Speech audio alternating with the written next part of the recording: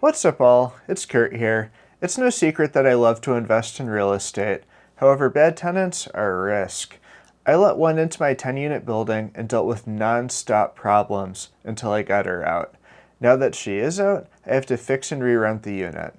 How some people live is astonishing, and the way that they can tear up a unit in under 2 months is pretty wild. This video covers how she got around my screening, the chaos that ensued throughout her tenancy, how I got her out peacefully, and most importantly, what I learned from this mess. Chapter 1, how she got in. I have a very good track record with screening tenants. I've had issues with inherited tenants, like ones that come with properties that I've purchased. 1, 2, 3. Whoa, dog. Break this bitch, bro. However, the ones that I've screened tend to be pretty good. I verify that their income is 3 times the monthly rent, that their credit is over 600, and that they've never been evicted. I also call their previous landlords, oftentimes their employers, and I'll look them up on social media for red flags. Fun anecdote, I once screened a girl whose entire Facebook profile was advertisements for creating fraudulent documents and other tricks to help people circumvent screening for apartments and credit applications. Application rejected. So how did this person get in then? Well, I didn't screen her. I experimented with delegating that to a leasing agent who specializes in placing Section 8 tenants. He has a good reputation in the local investor community, at least as far as I can tell. I tried it because I'm relatively green when it comes to screening Section 8 tenants, and I'm trying to gain more experience with delegation. My usual criteria would rule out almost anybody on Section 8. They're on Section 8 because they don't make a lot of money, and oftentimes their credit is shot. Most of the money is coming from the government, so their personal ability to pay matters less.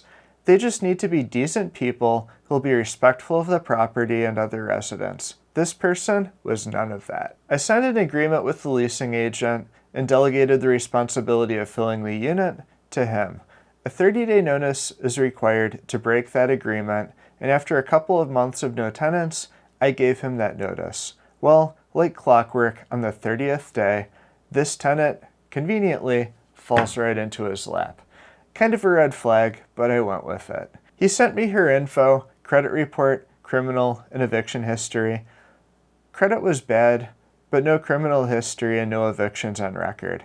When I asked if he'd personally rent to her, the answer was yes, so I said to proceed. He's the expert after all. We knocked out the paperwork, the unit passed the inspection, and she moved in. Chapter 2, her reign of terror. I got the first noise complaint from a resident below her the first day that she moved in. Shit, not off to a good start. I told her to be courteous of the neighbors, and after more complaints of noise, I weighed the possibility of moving her to a different unit that was 2 levels, so if the kids ran around upstairs, they'd be above their own unit, and nobody would be troubled by it. It's like a townhouse inside of an apartment building. So kids in the bedroom are just over the kitchen and living room of that unit. Good idea in theory, and this tenant was excited about moving to that nicer unit, but I quickly torpedoed that because the new unit was freshly renovated, and it didn't take long to realize that she's hard on the equipment. Not only that, but I got in complaints from multiple other residents. I caught her smoking in the unit, having people living with her who aren't on the lease, and she's a blatant liar. I called her after getting a loud music complaint, and as she tried to assure me that it couldn't have been her because she doesn't have a speaker, she was simultaneously shouting at somebody to turn off loud music that I could hear plainly in the background. Same day, the tenant below her gave me 30 days notice that she was moving out because of the noise, and she no longer felt that the apartment was a good place for her and her kids. I don't blame her. I could go on, but you get the idea. The last tidbit that I'll drop is that my cameras revealed that 6 cops showed up at the building one night. I inquired and learned that the troubled tenant's baby daddy showed up. They both got belligerent, and he was hauled off to jail, creating quite the commotion. So yeah, it quickly became obvious that she and her people needed to go. Chapter 3, the extraction. This person was early in a 1-year lease. She violated the lease in multiple unambiguous and substantive ways, namely the smoking and the unit being occupied by people who were not on the lease. My two options were to evict her or sort something out amicably. The latter option was my preference because evictions can be slow, expensive, and messy. Being in Detroit, the slow part is virtually guaranteed. A lot of people say that the 36 district court judges are tenant activists who prefer to stall and prolong cases than to faithfully fulfill their designated role as impartial arbiters of the law. With that being said, I believe that referring to that behavior as tenant activism grants it undeserved merit. One could make a robust, data-driven argument that introducing inefficiencies into a market would tend to raise prices for renters across the board. The majority of renters who pay on time and uphold the terms of their leases don't benefit from an obstinate court. Rather, just the ones who have broken their leases and found themselves before the court benefit, to the detriment of all others. But I digress. I drafted a mutual termination of lease agreement and brought it to her. It granted her 30 days to find a new place and move. If she did that, the lease would become void, alleviating any obligation of future payment after she turned in the keys, and no eviction would be filed. I offered to return the full security deposit to facilitate a quick and amicable resolution, although I'd have been within my rights to keep it for repairs. The security deposit was nearly $2,400, paid by a local organization that helps people with housing and such. She wanted that money in her hands badly and seemed to be on board. I attempted to work with the housing agency for her to transfer her voucher to further grease the rails, but they seemed largely indifferent and unresponsive, and basically just said that I had to file an eviction before they'd do anything. A bit more time passed. She supposedly found a place and told me multiple times that she was getting ready to move, that she would be out tonight, tomorrow, or whatever. I pressed more after a few instances of that to see what the issue was. She didn't have boxes. She didn't have tools to disable a bunk bed, which was literally the only piece of furniture that she had in the whole apartment. So I brought boxes and I took the bed apart. Then she didn't have a way to move her stuff. Okay, I'll come with my truck. But what about her groceries? She needed a way to keep them cold. Okay, will this mini fridge solve the problem? Cool, done. Let's get you moved. Once the concerns were addressed, I came with my truck, an old college mini fridge, loaded all of her things into the bed, and took her and her kids to what ended up being her mom's house, while her unauthorized long-term guests took an Uber. Every time the kids would make a peep, she'd yell at them to be quiet. "Shut up or I'll beat your ass," she'd say. Then she proceeded to watch TikTok videos on her phone, volume up, with her impressive lack of self-awareness on full display. It was sad to see. Hey, I'm Kurt. I'm here with... She has the full security deposit back, the $2,392.50, all in that envelope. I have the keys back for the unit. Do you agree that we are amicably parting ways, terminated the lease early, and all good from now on? Yes. You and all your associates no longer have any reason to go into the building or access anything in there, is that correct? Yes. Okay, so you're forfeiting any rights to being in that unit? Yes. Okay. We went to a neighborhood where every other house was either fire damaged or boarded up. I helped unload and then drove off with an empty truck and a sense of relief. Chapter 4. The Aftermath. The other residents were thrilled to have her out. This is verbatim, a text that I received after informing the resident below of the news. "I'm so happy to know that her and her wretched family are out. And I apologize for all my complaining. But I was to my wits' end with the lack of peace I was getting. And now that she's gone, I definitely plan on staying. Just gotta get on my knees and pray that the next person will have older kids, or none at all, and be considerate of the fact that this is an apartment, and that noise should be kept at a minimum." Well, I can't necessarily control if they have kids or not, but I will make sure that they are respectful people who will honor the fact that it is an apartment and be respectful of that. So that's my commitment. The residents above and below her unit were bonding over stories of their shared trauma. Fortunately, the resident below, who had indicated her intention to leave over the lack of peace, decided to stay, and was appreciative of my handling of the situation. Great success.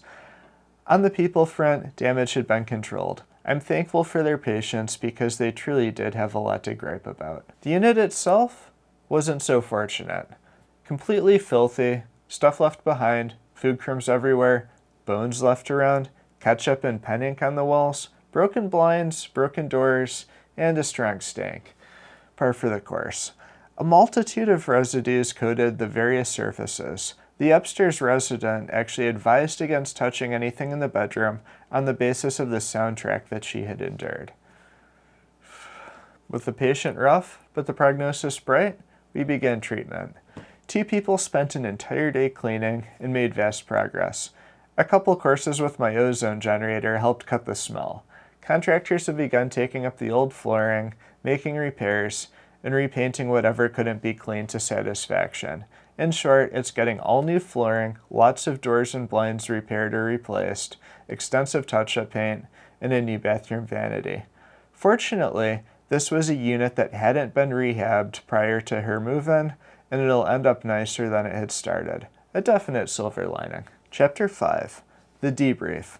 The main things to analyze here are how I let this happen and how well I handled the situation once it had happened. For the first part, I delegated something that I'm accustomed to having a high degree of control over, the tenant screening.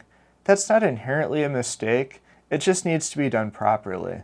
Investors with thousands of units under management will have, in most cases, progressed beyond personally screening each applicant.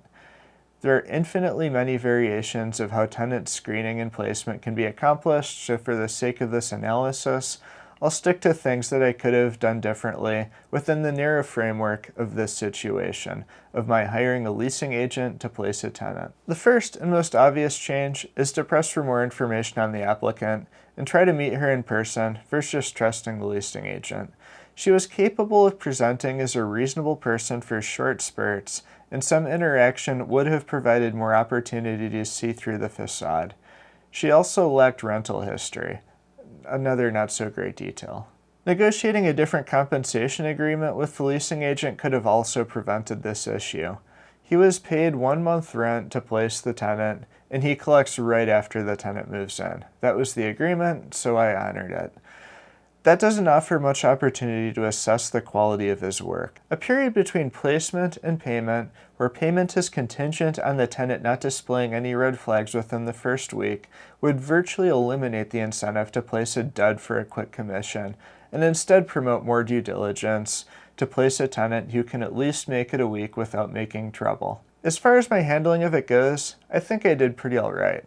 It's a multivariable optimization problem, and there are a variety of factors that I had to be mindful of. The heavy hitters are benefited by a swift removal, conducted in a legal manner, minimizing damage to the unit, with rapid turnaround time to re-renting. That's what my strategy needs to optimize. The number one factor that I was considering is getting the unit re-rented quickly, because the sooner this building reaches full occupancy, the sooner I can refinance it.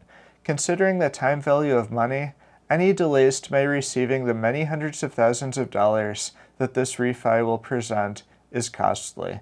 Let's say that I'm left with $600,000 in liquidity after the refi. That's not an unreasonable number, and I get a measly 10% return on that. That's $5,000 per month that I'm missing out on every month that this process is delayed. If I had to evict and it took 3 months, perhaps an optimistic number, that's easily $15,000 lost, not even considering the direct eviction costs. That's why I offered up the entire security deposit in cash as an incentive for her to leave on her own accord and leverage my own time and resources to expedite her move. I'm not trying to step over dollars to pick up dimes. So that's my story, and I'd love to know your thoughts on my handling of this. Do you think that I did a good job? Let me know by hitting the like button. Think I could have handled it better? Share your input in the comments. Critical thought and transparency helps us all improve, and that's what this channel is all about. As always, thank you for watching, and have a great day. Alright, and just so we can take this thing full circle, here's the unit now that the improvements have been made. So carpet, all brand new.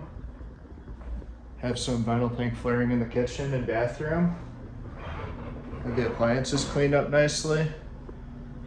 Floor still needs a good vacuuming. The carpet guy just finished yesterday and haven't gotten around to that yet, but getting real close to being in a state where I can re-rent it.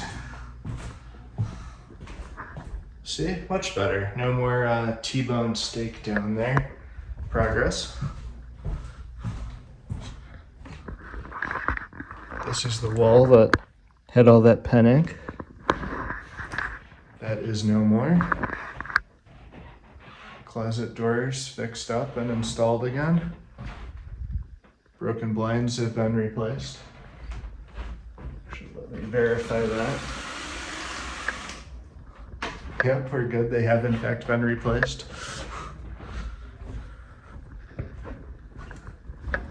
And so let's see, you can see the hallway.